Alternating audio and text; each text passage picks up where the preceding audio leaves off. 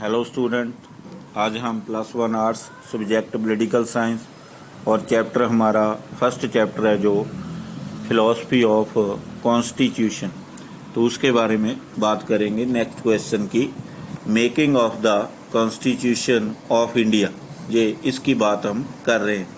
तो किस तरह से ये बनाया गया। First meeting of the constituent assembly, जो फर्स्ट मीटिंग थी कॉन्स्टिट्यूएंट असेंबली की, तो वो की गई डॉक्टर सच्चिदानंद सिन्हा उनके जो प्रेसिडेंट थे। 9 दिसंबर 1946 को ये की गई थी। तो जिसमें ये सीनियर लीडर थे, उन्होंने फर्स्ट मीटिंग कॉन्स्टिट्यूएंट असेंबली की ली थी। नेक्स्ट डॉक्टर राजेंद्र प्रसाद, जो कि परमानेंट प्रेसिडेंट बन गए कॉन्स्टिट्यूएंट असेंबली के, तो वो थे दिसंबर 11 1946 में ये अपॉइंट हो गए थे परमानेंट। तो इन्होंने एक पारदर्शिता से काम करते हुए कॉन्स्टिट्यूशन को संपन्न किया था।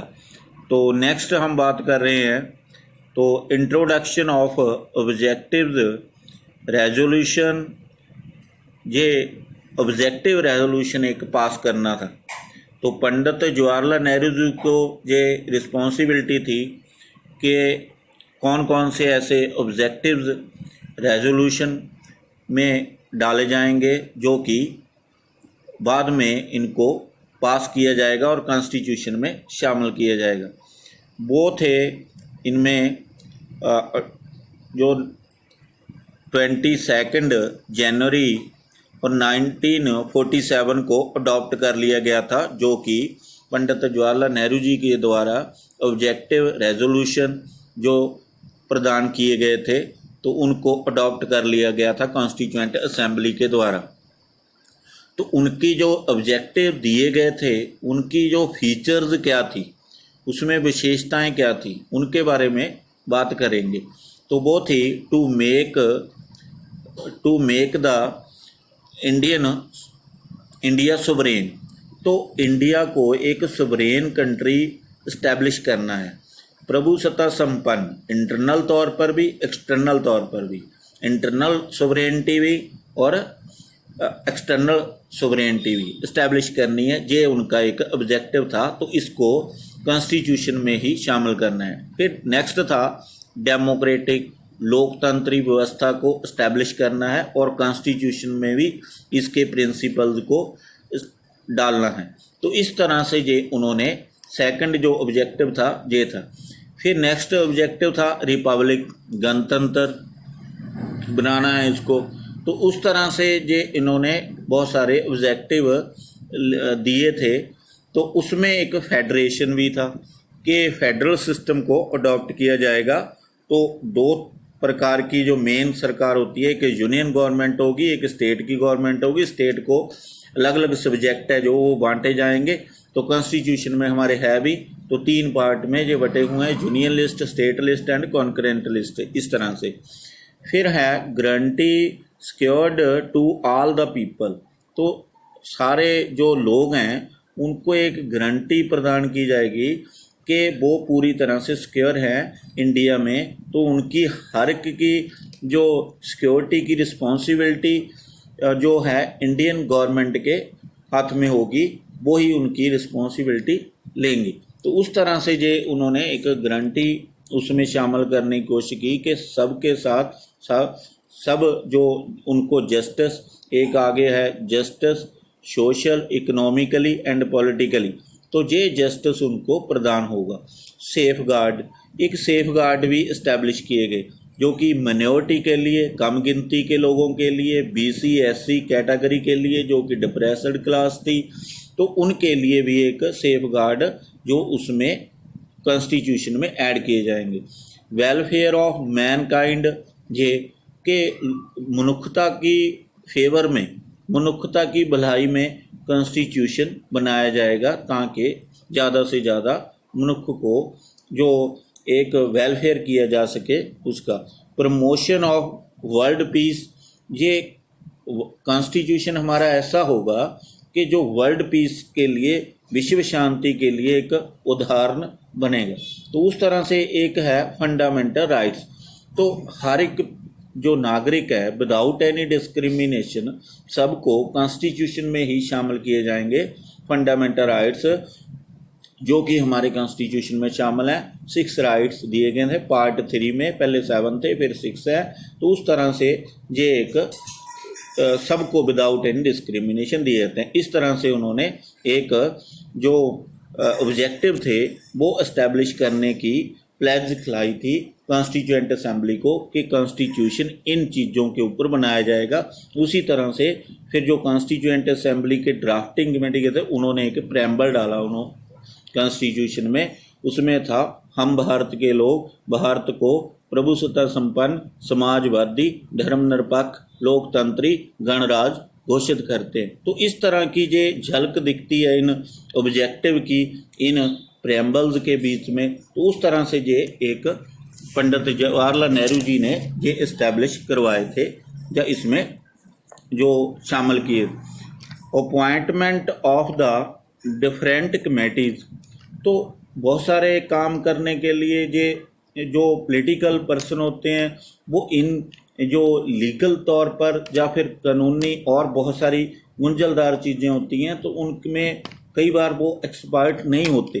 तो वो इसके लिए उन्होंने एक एक्सपर्ट पर्सन की कुछ कमेटीज़ बना दी थी जो अलग अलग जो टॉपिक के ऊपर जो बनाकर अपनी रिपोर्ट पेश करेगी। वो थी committee of rules, advisory committee, union constitution committee, power provincial constitution committee, financial relation between union and state. इस तरह की 6 कमेटीज बनाई गई थी। 2 और जो कमेटी थी वो बनाई गई, वो थी एक फंडामेंटल राइट्स की ताकि हर एक नागरिक को जो सारे राइट प्रोवाइड हों।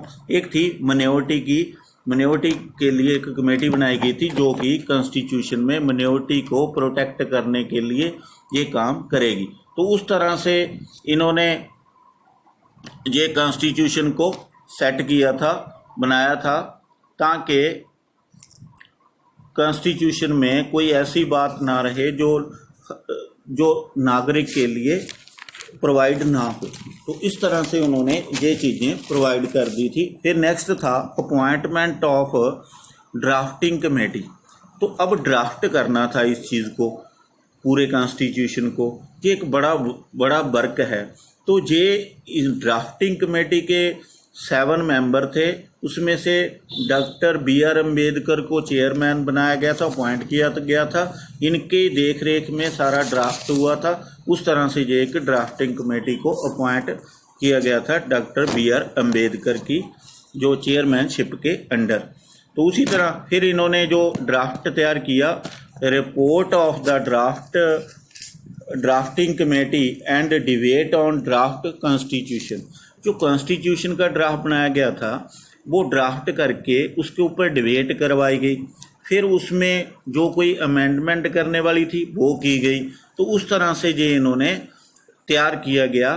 फिर पूरा ये डिबेट करके और तैयारी वो उसमें अमेंडमेंट करके नवंबर 26 1949 को ये बनकर तैयार हो गया था। और डॉक्टर राजेंद्र प्रसाद जो साइंड इसके ऊपर उन्होंने साइन कर दिए थे। और डॉक्टर राजेंद्र प्रसाद को एक जो प्रेसिडेंट ऑफ इंडिया वो भी इसमें अनअपोज्ड जो इलेक्टेड किया गया था।